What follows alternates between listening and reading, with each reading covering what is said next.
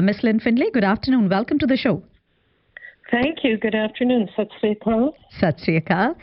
Okay, so first of all, we'll talk about the housing crisis. As far as housing is concerned, your riding is one of the most expensive in Surrey. So if you are elected the MP for this riding, what would you do about the rising home prices? We have a lot of plans to deal with that. It is a crisis and we need to deal with it. We have to make it a priority. We have to deal with money laundering and foreign investors who have no intention of moving here or living here. This is all pushing prices up. So the Conservative plan is to build 1 million homes in the next 3 years. To do that, the federal government is one of the largest property owners in the country. We've got 37,000 buildings owned by government. So we're going to release at least 15% of that inventory for homes. We're going to work with the municipalities to make sure that new homes are being built near publicly funded transit. We're also going to scrap the last mortgage stress test to make it easier for families to get a mortgage. And we are going to encourage foreign investment in affordable rental housing because it's not just about owning homes, it's renting them. Most people don't know that in the G7 countries, Canada has the lowest number of housing units per person. Mm-hmm. I mean, it's unbelievable in a big country like ours. We just have to deal with this, and we can do it. We intend to do it as a priority. Okay, overdose crisis is a big issue, Ms. Lynn Findlay. You agree, I guess so. Of course. Yeah. But no party leader is talking about this. What would you do to address this crisis, or what would your party do to address this crisis? Yes, we made a major announcement just last week here in BC on the opioid crisis because, we've had more British Columbians die from opioid overdose than from COVID in the past 18 months. It's very serious. Every day, 17 Canadians die from opioid-related deaths. So what we have committed to is investing $325 million over 3 years to create 1,000 residential drug treatment beds and build 50 recovery community centers across the country. What we mean by community centers is small community-based centers where people can go for help, for counseling, for trying to just get their lives back on track. We also have said we'll provide $1 billion over 5 years to boost funding for Indigenous mental health and drug treatment. We're going to make naloxone kits available for free across Canada. This is very important because if somebody is in a crisis, we need that. And we want to basically give people every opportunity to recover, but we've got to see it for what it is. It's a health crisis and a mental health crisis, and we have to be part of the solutions.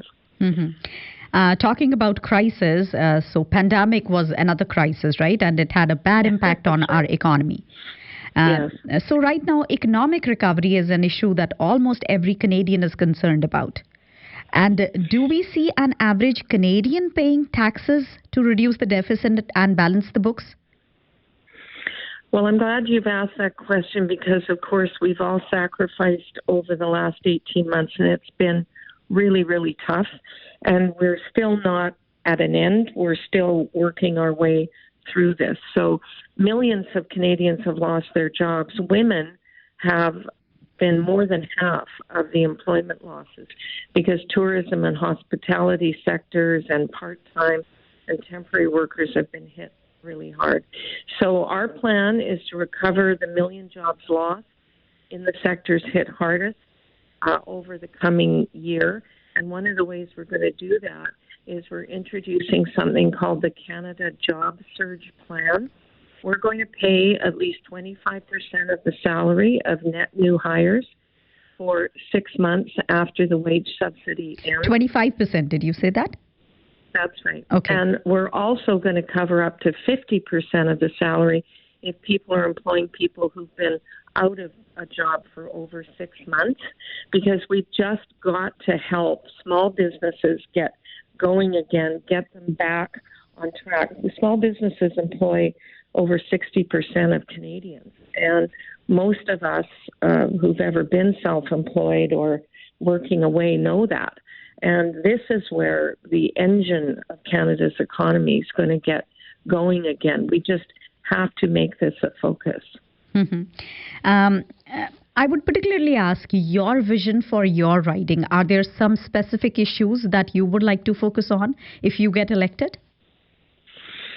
Well, one of them that I really fought for and we have adopted in our platform is better movement of people, goods, and services. So I was very much wanting to see our commitment to the Surrey-Langley SkyTrain extension, and we actually announced that the day before the Liberals announced it, that we would fund that. That's really important, and at some point we're going to be able to bring that SkyTrain system down to South Surrey, which we need. The other one is replacing the George Massey Tunnel. We've committed to do that. The Liberals haven't. They won't. Trudeau was here last week and said he hadn't made up his mind. We've just got to get rid of that gridlock that's stopping us from moving freely between South Surrey, White Rock, and other parts south of the Fraser into Richmond, Delta, Vancouver, and the North Shore. We've got to help people get around for business, for just for movement, for visiting family, for whatever it is. We've got to deal with that. All these promises have been going on way too long. And we're going to, of course, you partner with the province to do that. The opioid crisis is as important in South Surrey, White Rock as anywhere. It crosses all socioeconomic layers, and I think our programs are really going to help in that regard. There was just a new women's recovery center opened up in South Surrey, but we need to see a lot more of that for men and women. Also, public safety is a big one in my riding, as it is in the whole area, and we are very concerned that the Liberals continue to go after law-abiding firearm owners and not doing the measures needed to reduce crime. They've been reducing sentences for criminals charged with illegal gun offenses. That's not the way to go, in our view. We are opposed to C-71 that came in. We also would restore some mandatory minimum sentences that target violent gang offenders, especially where they've been arrested more than once or found guilty more than once, I should say. And we brought in a law, or we tried to bring in a law, my colleague Bob Soroya, who's in Ontario, to make it an offense to knowingly own a smuggled firearm. These are most of the firearms used in crimes and gang-related crimes are smuggled in. They, remove the serial numbers. And the Liberals voted against it. So we have to take this seriously. And all of this does come down into South Surrey, White Rock as well. We've had some well-known murders here that are gang-related. So we have to deal with this seriously. Would you like to say anything in closing? Well, the time always goes by way too fast, and there's so much to talk about. We've also come up with some innovative ideas, like a GST holiday in December to help people buy goods, around that time of year, and really get things going again for our retail sector. And it'll put $1.5 billion back in Canadian pockets and help our local retailers. Because I've been pushing for Shop Local ever since the pandemic started. We really need our businesses to keep afloat, and some haven't made it. So I guess I would just say I'm energized. I think we have a great plan. It's called Canada's Recovery Plan. You can find it online, and it really does address all the issues that are important to Canadians, because we do want to put people ahead of politics. And I thank you for your time. Thanks a lot for joining us, and all the best for your campaigning. Thank you so much. Take care. Thank you. Bye.